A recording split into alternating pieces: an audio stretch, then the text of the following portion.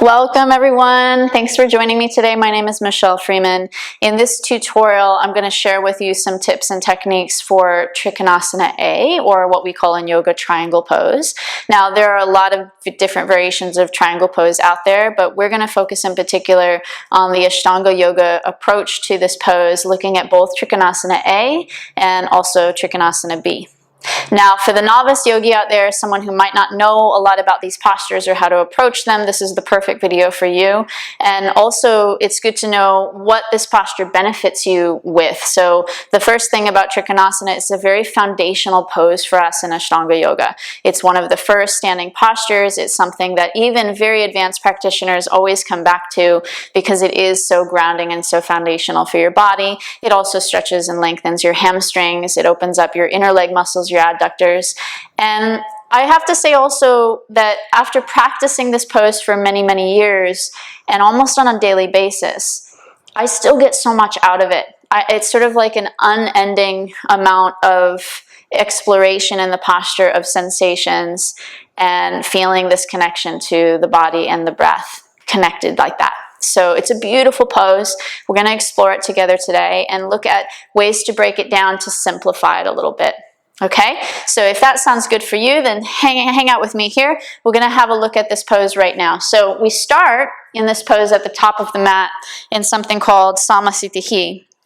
So that means equal standing. So we start out with the big toe mounts touching, standing really well in our body. We want to feel our feet are evenly distributed weight. We have our toes spread nice and wide. We're standing tall, arms and shoulders are relaxed down and lengthening up through the crown of the head. Then Trikonasana starts by taking a fairly short step to the right. So to do that, I'm going to step into my left foot, so I pick my right foot up and then just take a nice big step. Now, even the way you do that can be quite interesting, because I could step sort of like a big elephant, right? I could do that as well and make a loud thud. But I'm going to suggest just on erring on the side of simplifying and having your practice be really calming and grounding, having that energy. We're going to try and step really softly. So when we step, we're going to have a little bend in the knees to kind of take that shock, or that shock absorption from stepping. Okay, so I step into my left foot, my right foot comes up, and I'm just going to softly step. And you see I actually kind of bent both knees just to make that landing really soft. That's just something that I've picked up over the years that kind of protects your joints and things like that. Now, when I step, it's really important that your feet are even. So you don't want to step with one foot forward than the other. That's really going to affect the whole pose. So the first thing is your heels are in one line. You're not stepping too wide. This would be way too wide. So your stance is about 3/4 of a leg length distance, roughly. So it's a very individual thing. It depends on your body proportions. But you want to have a moderate stance. It's not super long for this one, at least in the Ashtanga method. Okay, so once I've got that, got my arms stretched out to the sides, now I'm going to rotate my right toes out, because the right side is going to be the first side that we do. So when I rotate my right toes out, first thing is I want to make sure that that foot goes all the way out. The reason for that is this posture is really helpful for starting to open up the hip joint into something we call external rotation.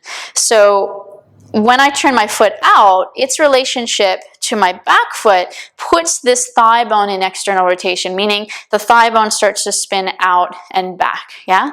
So that's different than having the toes pointed forward, where it's like an internal rotation of the thighs. They're turning in and going back. I need that external rotation.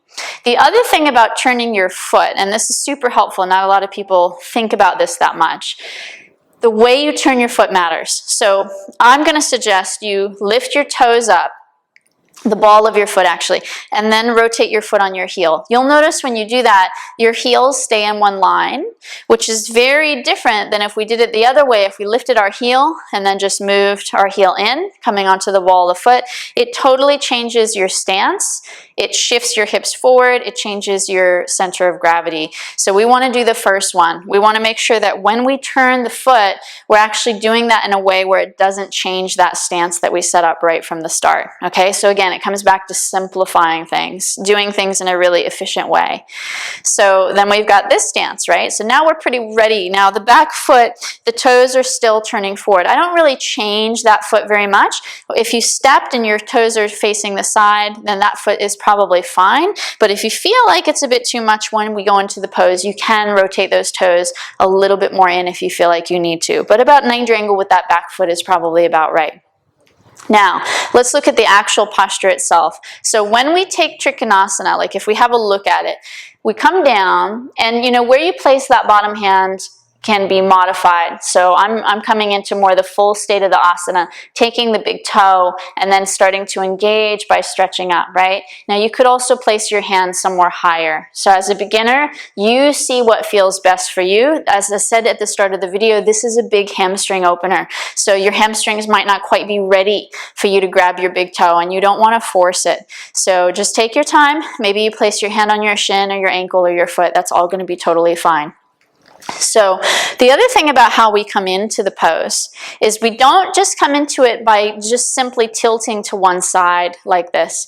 You'll find that even if you do that, you get kind of stuck. You can't actually start to lower your hand towards the foot because you haven't positioned your spine well in relationship to the pelvis.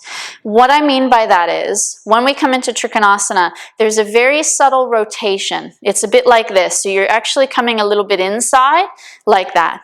Okay, so I come a little bit inside with my chest, and then I have a lot of space. Now I can go very easily down towards the floor with this bottom hand, or at least a little bit easier than before. Right, so I find the position that I want for that hand, and then when I place that right hand down, I'm not just sinking down into it and collapsing, I'm actually stretching up. So you're doing that whether you're taking your big toe, you're also doing that if your hand is on your shin here to modify, right? So there's this energy moving up. I've got my legs nice and strong, so quadriceps are switched on, right, as much as I can, and then I'm really trying to open up my chest here. Okay, so 5 deep breaths is normally what we would do, and your gaze is just softly up towards that top hand in that direction. And then when we come up, you press down into the feet and inhale, come up, right? Then we'll rotate to the other side. So the same thing when I rotate my feet, I'm going to turn on the heels as best I can, right?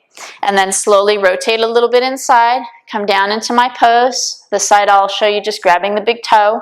When I grab the big toe, I'm pulling up on the big toe, and I'm also anchoring the big toe at the same time, and then stretching up through this top arm.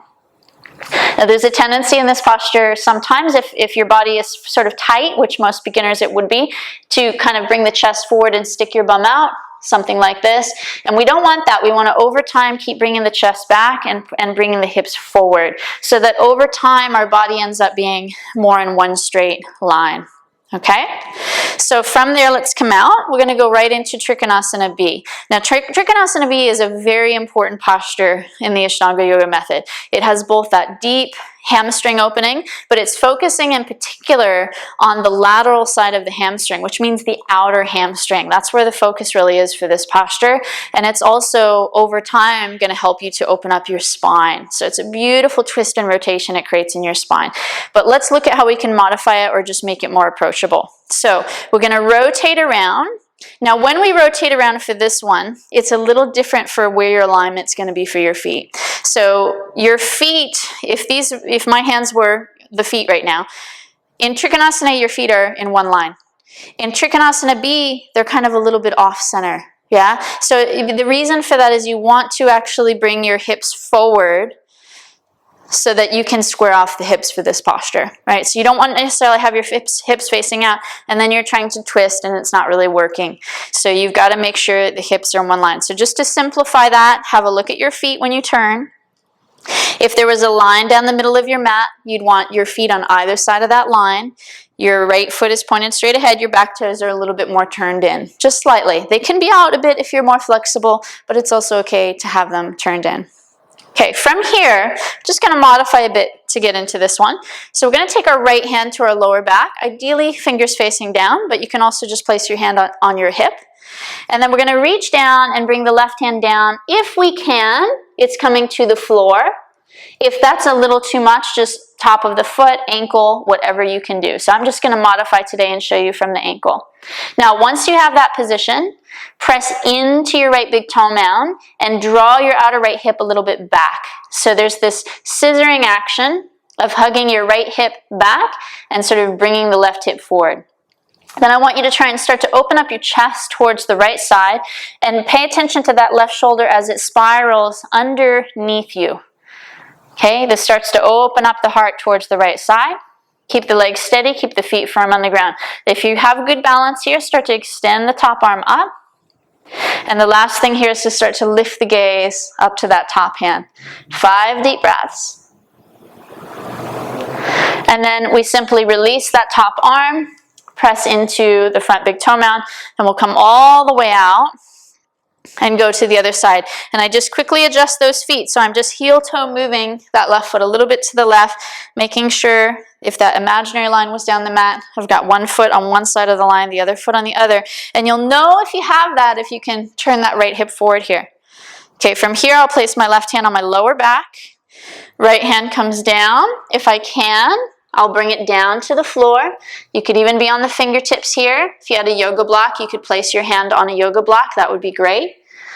And then I'm working on scissoring that left hip back, spiraling the right shoulder underneath, so that's the rotation.